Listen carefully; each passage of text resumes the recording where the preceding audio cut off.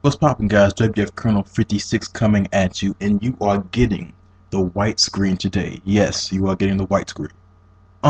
But this is gonna be a little quick video response to some F-ball critics' last video about the EA Pass thing, the $25 thing. He is correct when he says it's a way to get more money. I mean, every company is trying to devise ways to get more money. Look at Activision. Even if you look into the past, with 2K5 and how they came out at $20, that was just a way to increase sales in itself, in turn increasing their money that they get. Every company is, devising ways to get, to increase the amount of money that they're gonna make. It's a business. But my main point in this is that this EA Sports Pass isn't directed at you. It isn't directed at me, and it probably isn't directed at 90% of the people who buy EA Sports games. It would probably be directed at the 10% of people who, play it, really competitively and hardcore for tournaments. Honestly, it probably isn't even that big of a percent. But to get a game 3 days early is huge, man, because those 3 days early, they make the difference in you winning a tournament that's worth $100. I mean $1,000. They make a difference in you hop on a gaming site where you play games for money, like gamersaloon.com or Game Battles or virgingaming.com. If you hop on it, the first night, you can easily rack up $200 if you win your games. So that's where the impact is felt. Like, that's what it's directed at. It's not directed at people like you or me, even though I'm a competitive gamer in a sense.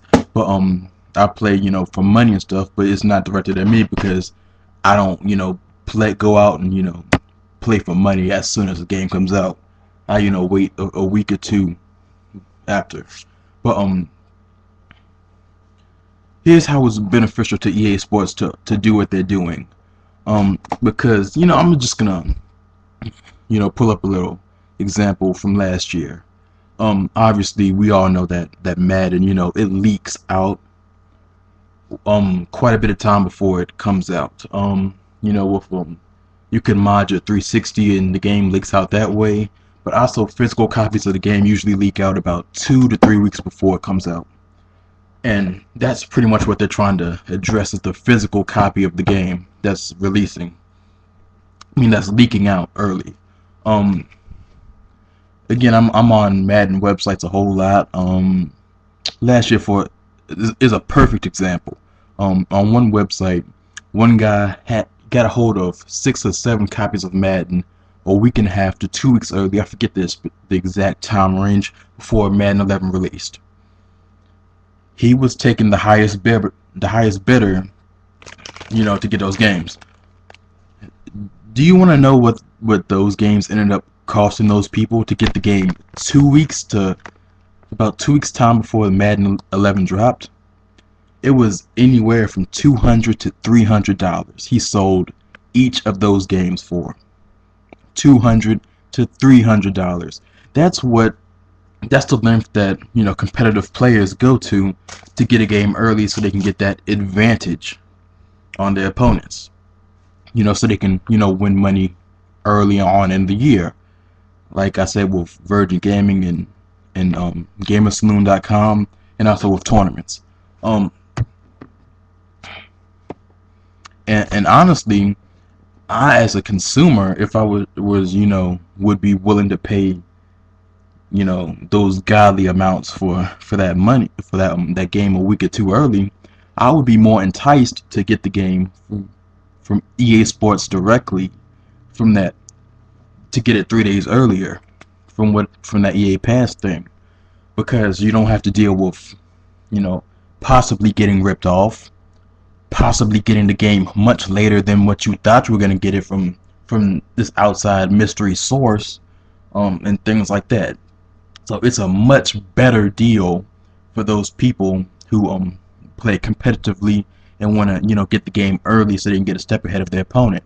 And honestly, now it gives everybody the chance to do that, not just, you know, these guys who have, you know, these secret connections. It gives everybody, if you so choose to do it, it gives you that opportunity when, you know, normally you wouldn't have that opportunity. So that's just where I'm coming from. I mean, this EA Pass thing isn't directed at anybody.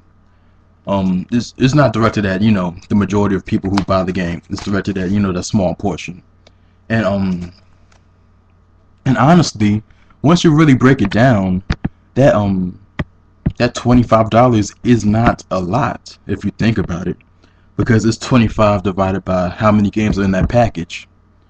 So that's your end number to get all those games 3 days before they come out. That sounds like a pretty good deal in my opinion, if you were to be a competitive gamer in those areas. I mean, and it's a way to, you know, to demo the games further, to decide if you want to play it. I mean, if you want to buy the retail version. Let's just say I was a Madden fan and I was completely sold on buying Madden, but I myself, I'm not a fan of FIFA or NHL or games like that. But this gives me the opportunity to, you know, play the demo as it normally comes out, and as well as play the full retail version a few days before it comes out, for me to, you know, decide if I really want to buy it or not. Or I don't have to buy it as soon as the game comes out. If I like that 3-day trial period, I can say, hey, I'll wait till this game goes down to about $30 or $40, and I'll pick it up then, because I'm already sold on it from what I've played, the full versions. So when I said earlier that it was directed, you know, strictly towards, you know, tournament players and hardcore players, I was wrong in saying that, because the more that I think about it, it's a good deal for a whole lot of different other people who like to play, who like to, you know, who are invested in those EA's titles.